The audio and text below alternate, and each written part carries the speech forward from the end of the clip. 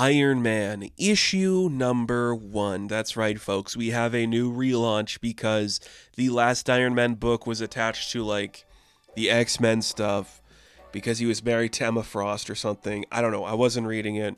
It just got too convoluted. I read the run before that from Christopher Cantwell, and it was a really good deconstruction of Tony Stark. So I'm hoping we get something kind of similar going on here in this new book. Because I like Tony Stark. I like when we're not trying to make him movie counterpart Tony Stark, when we try to tell stories with him, which is what we are doing in this book. It is pretty interesting, kind of stripping Tony down to a new level of learning an instrument. I think that's really cool. This is from Spencer Ackerman, and I'm not too familiar with his work. I know he's a Pulitzer Prize winning journalist. Is that what it is? I know he has some big accolades. And him coming over to comic books is very fascinating. And when you win awards for talking about politics, you should come over and talk about Iron Man. I think that's a cool idea. And this book is very politically charged. It's talking about a lot of stuff, things where Tony Stark was once perceived as the capitalist, industrialist industry man. He can do no wrong. He's the man of tomorrow. Look at him squash the little man too. The underdog hero fighting for the little guy. I think that's a pretty cool depiction of this character. So we open up this book and we are in upstate New York. And there's workers at this factory who are literally locked out. The gates are locked that they can't get in and go to work. It's time to unionize. They're going to stop this somehow. There's something going on in their factory that they don't know about.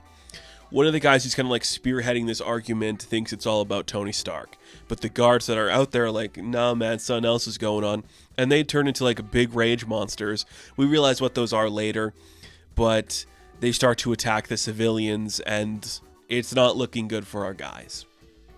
That's when Tony Stark comes in, and he's like, okay, this isn't good. I did not approve this lockout. This is one of my factories. I don't know what's going on here. Let's just stop this while it's going on. So he fights these hulked out creatures for a bit, calms them down to their normal size, and he talks to the safety inspector. His name's Ramon. He's like, okay, I came here to figure out what was going on. Can you help get me through this situation? Let's go through the factory floor.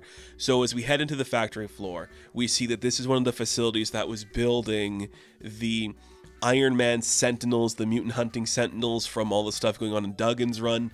And one of the reasons that this factory was trying to go on strike or change everything through their union was because they don't want to be a part of these genocidal creatures and machines that are destroying worlds. They don't want to do that.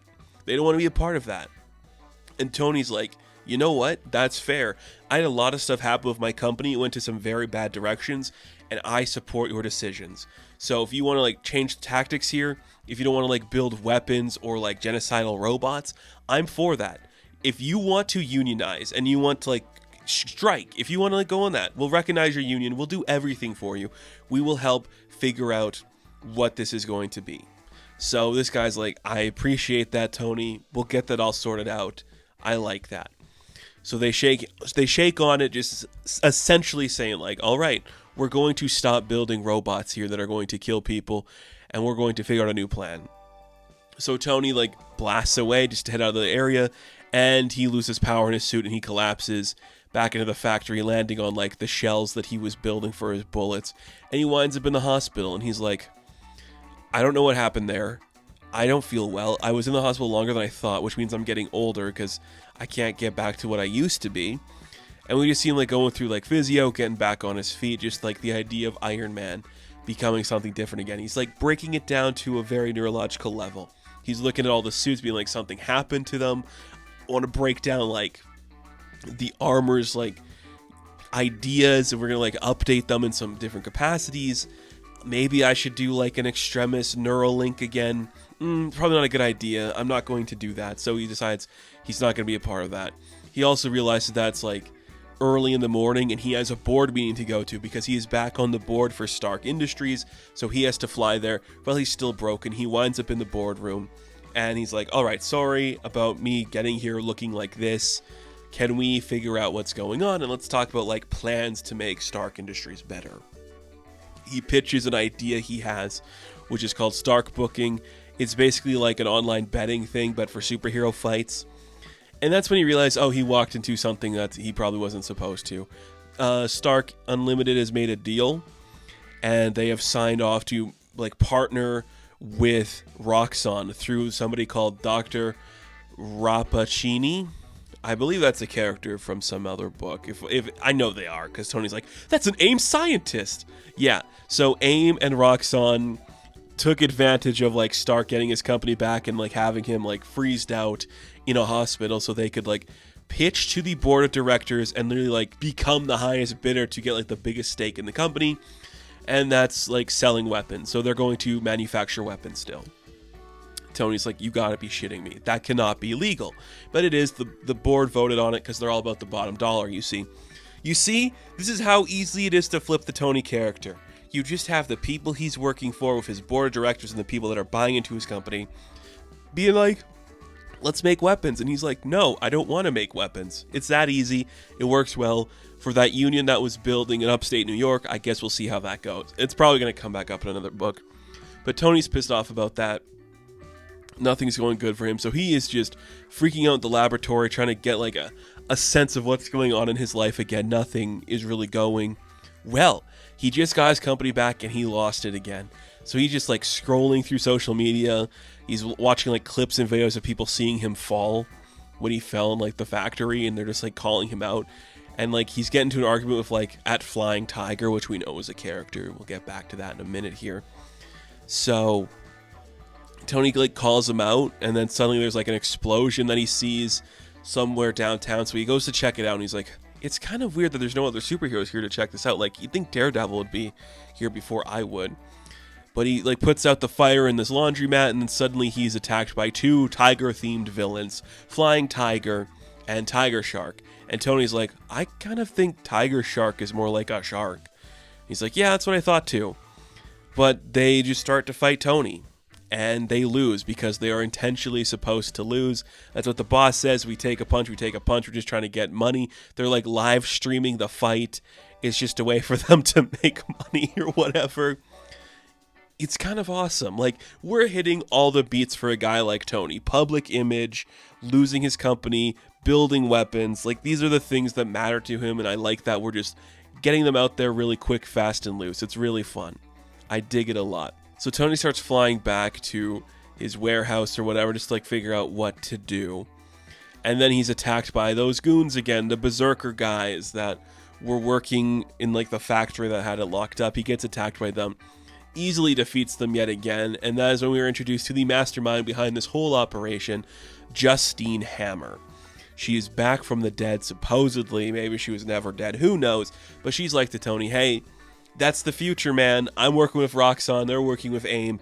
We're going to literally like buy Stark Unlimited. It's going to be great. After all, a hammer is always good against a Stark. And I think that is really fun and a cool idea to explore. And the idea they play with to like why Tony didn't recognize that his suit was hacked by her is because he wasn't wearing his magic resistant suit.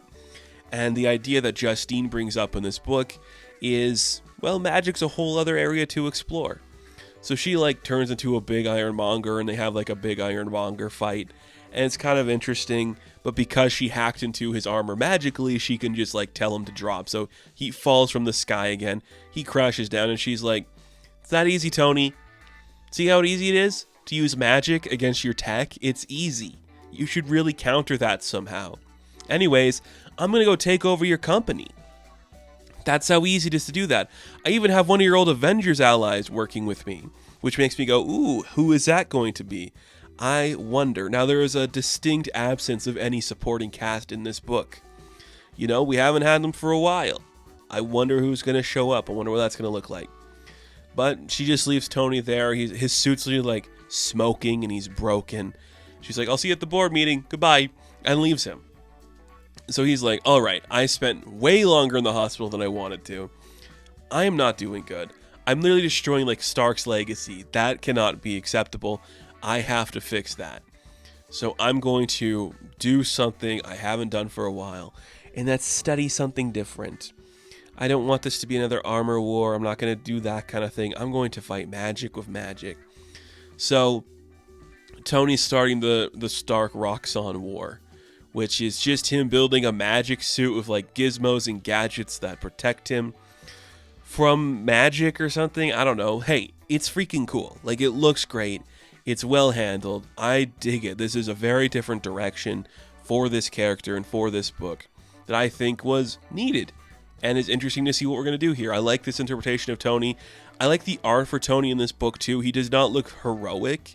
He's very spindly and broken and like really like messy. And I think that really works for like the tone we're setting up here. Very strong. Very strong. I like it a lot. I think it's going to be a fun series. I guess we'll see where it goes. If you guys are interested in seeing this covered, I will cover this book. I think it's kind of cool. So, Iron Man issue number 1, I am going to give an 8 out of 10. Now, thank you all for watching this review. Be sure to like and subscribe to the channel. As always, you can check me out on Instagram, TikTok, and Twitter. And of course, I will catch you in the next one. Have fun. Stay safe. Good luck.